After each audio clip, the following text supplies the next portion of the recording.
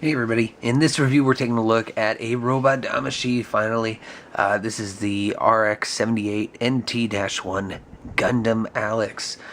Version anime, of course, because there's no other version. Anyways, this is number 234 in the Damashii line. Ooh, getting too close to the camera. Okay, but anyways, as you can see, this is a really special box. It's not like the regular Damashii boxes where we have an open panel showing the figure. We have a nice pose of the figure kneeling. I'm sure recreating some sort of look from the series. Anyways, like I said, number 234 in the Damashii line. This is from Gundam War in the Pocket 0080, one of my favorites.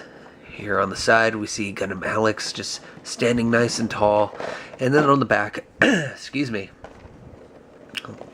on the back we can see Gundam Alex posing. Some of the accessories it comes with, a lot to do with articulation, and then my favorite part, showing off the Zaku that is going to be released this coming month, or at the end of this month, that I know is going to be my new #1 favorite.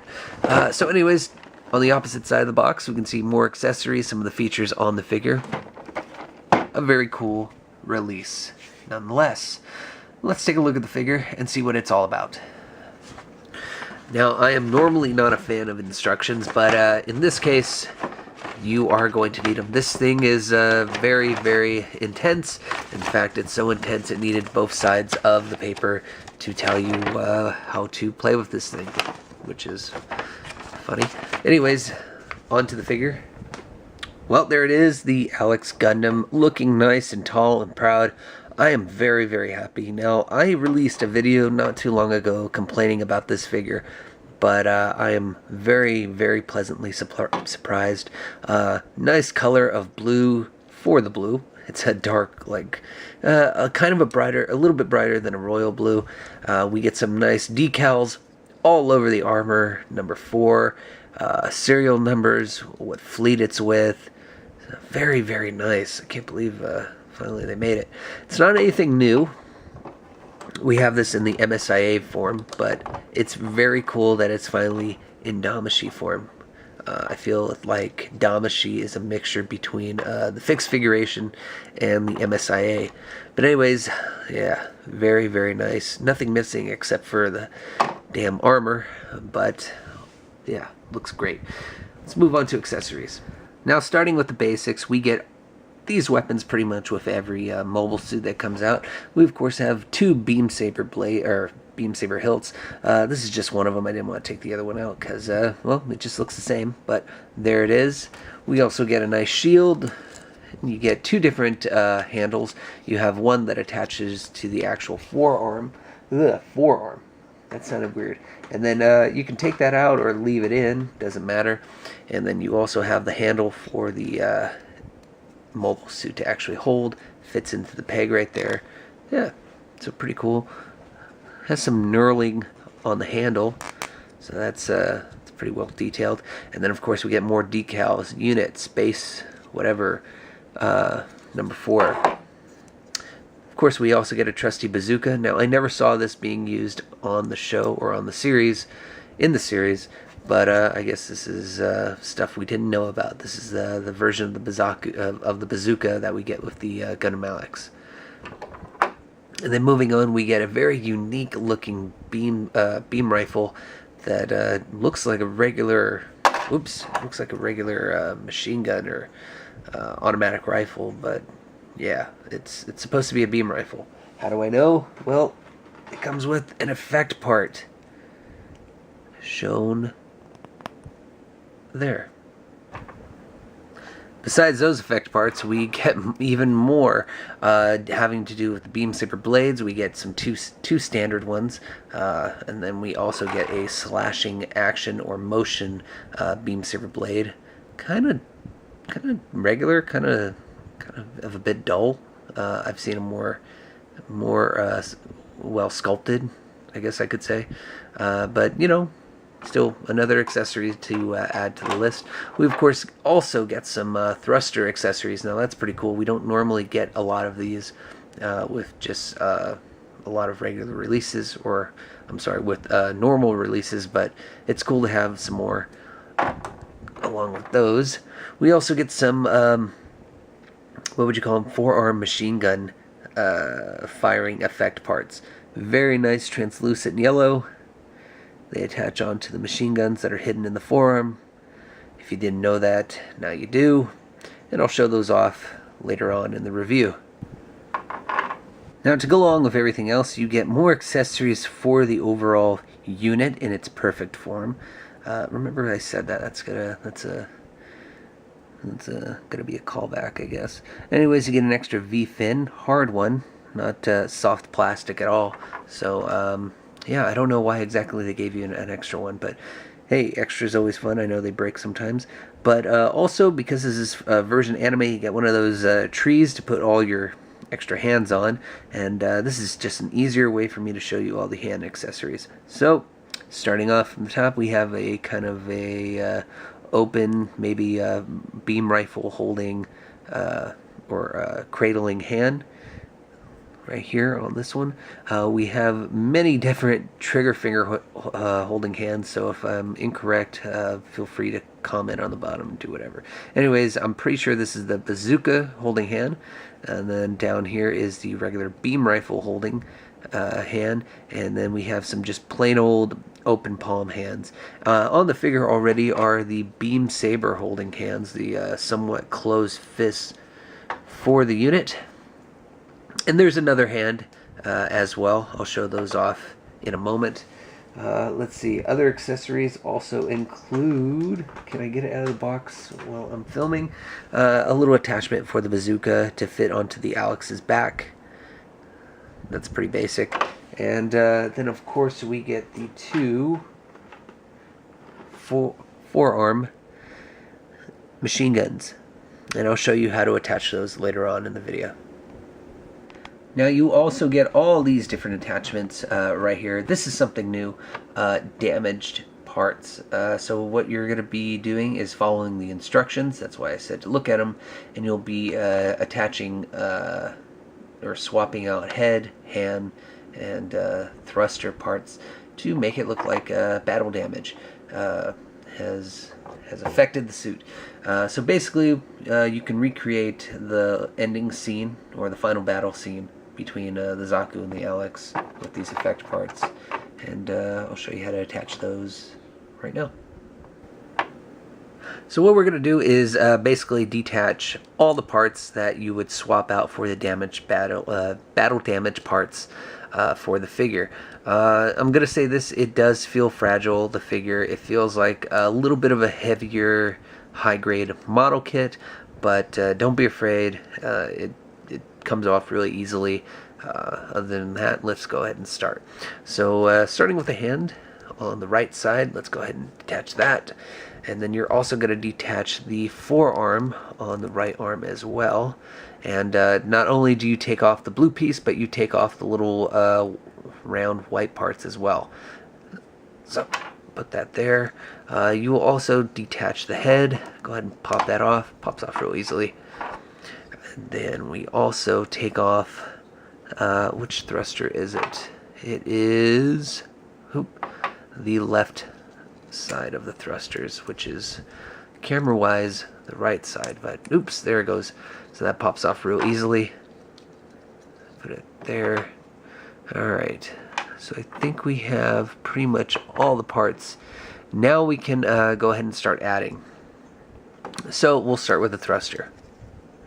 Just go ahead and attach it, and again, all of it's pretty easy. It's exactly how you think it should go on there. Just all slides on, starting with the head, or going on to the head. You go ahead and fix that on, and it's supposed to be with the, yeah, it's hard to tell, but just go ahead and attach them, attach the parts, and if it looks wrong, switch it out a little bit for the head, turn it around. But basically it looks like that from top view. You can go ahead and put on the hand, and then second to last piece is the forearm battle damaged piece, and there you go. So far so good. Last piece is going to be the torso battle damaged area. It's kind of hard to remember exactly how this goes on. I think I have it upside down. Again, refer back to your instruction sheet, because it's hard to describe exactly how these suckers go on. But I think I have it. You know, the more and more I look at these effect parts, you know, I'm pretty happy with, you know, the back and the head and the forearm and the hand even. It's just this torso battle damage effect part doesn't look right. Doesn't look like it's real, if that's, you know, if that sounds correct. It just doesn't look like it's actually touching the plastic. It kind of looks like it's hovering a little bit, which it is. It is hovering. So I wish it was just a little bit closer to the gray portion of the torso. Such a nice day, I decided to open up the windows, so you're going to hear some birds chirping and my wife munching away on her cereal in the background. Being very rude. Well, you probably can't hear that. But anyways, articulation, there's quite a bit of it on this NXT-1 Alex. Man, long name. And there's some surprising articulation as well. Starting with the head, of course, you do get full 360 rotation in the head, but of course, this V-fin, it's making it quite difficult to do so, especially with the beam saber hilts in place. But trust me, it's always there. You can move forward the neck a little bit, just a teensy bit, but not a whole lot. Going on into the shoulders, you do have a butterfly joint, so very nice. You can bend forward the chest as well as the shoulders. Bending back, though, not so much. Very slight bend back. We then can rotate at the shoulder, full 360. We can lift the arm that high. Ooh. Yeah, it's out of frame. Let's see. Lift it up that high, so not too bad. We then put the arm back down, and we do get a rotation in the elbow. Now be careful, because that does like to pop out with quite a bit of force, though, but it is possible to take the elbow, or take the forearm off the figure. Moving on to the elbow, you do get a double joint in the elbow, one into the forearm and one leading into the bicep, so not too shabby there. And then you move on to the wrist. That's what it's called. The wrist, you can move it up a little bit. Oh, that's actually quite a bit. And then you can also rotate at the hand, where the hand meets the wrist. It is connected by a ball joint. Moving on to the torso, you can bend forward about that much, and bend back not really hardly any, but that's okay. You can move pretty much all the front and side skirt armor to make way for some really high kicks, like so. That's about as high as it can go. The back skirt armor does move as well. Yeah. Surprisingly, I didn't think that was going to happen. So you can kick up high, you can swerve the leg forward, or just keep it in place and kick it about that high. Nice bend in the knee. Let's see, you got kind of a, yeah, it's a double bend. One, well, it's just kind of difficult to explain, but when you bend it, the knee does move into the calf, or the, yeah, the lower portion of the leg. So there is some moving pieces there. Moving on to the ankle, or anky, you do get some swivel motion. You get some toe articulation, which is very cool and nice to see. And yeah, some spreading foot pads or whatever, and you get a bend about that much with the whole foot. So not too shabby. A lot of articulation. It doesn't feel too sloppy or too loose. It feels pretty solid. Do these thrusters move? Nope. Thrusters don't move at all. So yeah, some pretty cool articulation, enough to do whatever crazy poses you want to do. Let's move on to those oh so famous, what are they? The forearm machine guns. That's what they're called. You see what I said about surprises? Look at that. You get a bend in the upper portion of, or just above the elbow, going into the bicep, and a nice bend in the lower portion of the elbow, moving into the actual forearm. So look at that. You can have the Gundam touch his own shoulder. That is some crazy articulation. Now, real quickly, before I show you everything else, I want to just give you a little clue on how to put on this effect part to the minigun. Now, there's going to be 2 extra little divots, whatever they're called, on this effect part, right below the hole that you can insert the machine gun barrel in. Can't tell. Can you see that? Oh, well. Anyways, go ahead and pick the top barrel, which is mostly preferred. Slide it in. And there you got the effect part. It looks slightly tilted upward, but you can kind of fix that. Now I'll show you how to attach this little bastard. The first thing you're going to want to do is pick the forearm you're going to want to exchange for a minigun. Of course, I'm choosing the right arm. You go ahead and pop the blue cap off. Now what's going to come off is the blue cap along with the well, white round part thingies. I can't remember what those are exactly, but they hold the machine gun in place basically. And then you're going to replace that with the machine gun barrels. So there you are. Now that's attached. That's fully attached. That's not going to pop off. But of course the illusion is not complete. You go ahead and pull the white tab off this blue forearm piece, and then you go ahead and attach it to the machine gun itself, and then you have, yeah, machine gun forearm. Let's show you guys an up-close view of the machine gun and effect part before going into final thoughts.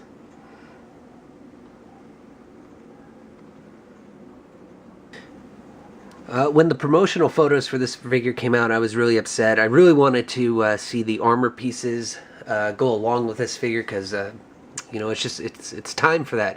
But oh no, this figure is still pretty damn cool. Lots and lots of accessories, especially the effect parts.